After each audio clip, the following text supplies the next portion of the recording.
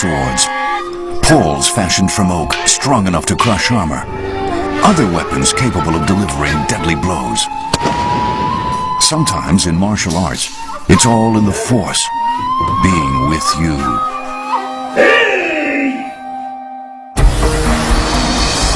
Kobudo marshals that tradition. Despite the image of refinement and sometimes spirituality, martial arts grew up on the battlefield. They were the warrior's means of survival. Nicholas Pettis is the warrior's descendant. His battles are fought in karate and other combat sports. But he wants to know why the combat techniques of the samurai have survived.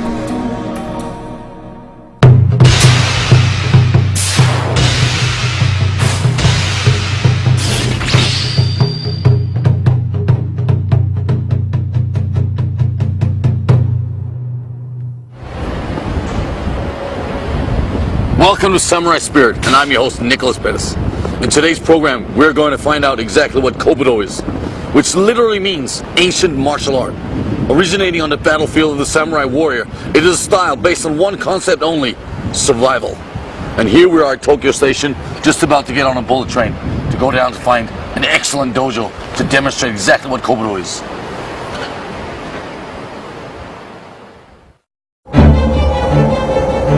Many martial arts emphasize on a spiritual awareness, but Kobudo is all about defeating one's opponent. The message is clear and unclouded. I want to find out how Kobudo embodies the samurai spirit.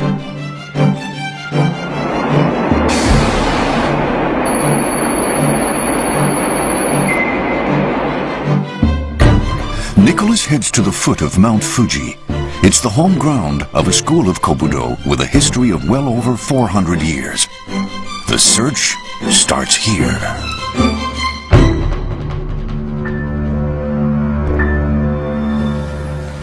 And as you can see, we've now made our way into the dojo. And these guys are already practicing. Let's go have a look at it.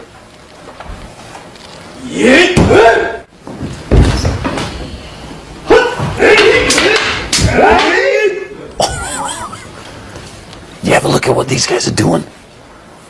I'm just gonna walk inside and check it out.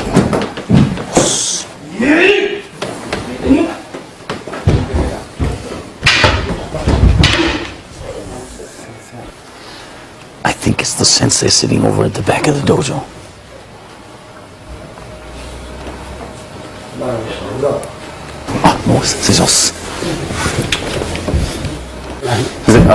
My name is Nicholas Pettis. I'm here to It's my pleasure. Spirit. Very nice to meet you. Yoshimitsu Katsuse Kagehiro is the 15th heir of the Suyo-ryu school of the Aikenbo.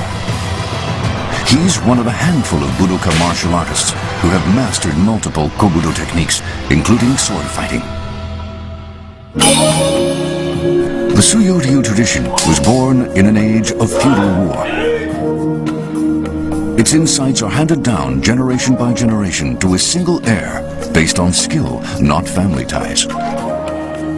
That's how Katsuse assumed his position. He was the one selected to inherit the scroll containing the teachings of the school. Demonstrations of the Suyo-ryu tradition take on a real edge. They use actual swords. The reason is a preference for reality. Simulated swords would not have been used in actual combat on the battlefield. I was hoping maybe, if it's not too much of an interruption in the training, that maybe you could tell me a little bit about what Kobudo really is. You mentioned Kobudo, but we haven't reached that level yet. At this point, the emphasis is still very much on technique. Killing techniques, to speak frankly. That makes what we're doing Kobujutsu, not Kobudo. Many years of training are needed to become a master of Kobujutsu. Only then can one achieve the spiritual benefits associated with the pursuit of Budo, the way of martial arts. Nicholas asked to see a demonstration of the main techniques of the Suyo-ryu. They all involve actual weapons. That does wonders for concentrating the body and the mind. Usarigawa Jutsu. These are techniques for using a sickle and chain to devastating ends.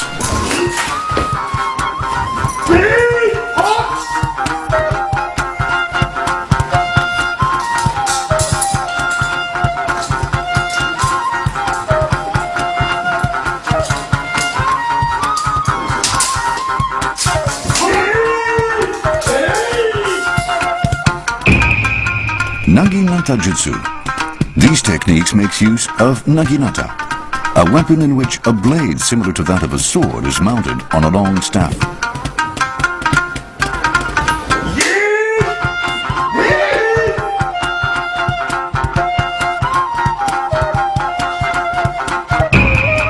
Jojutsu.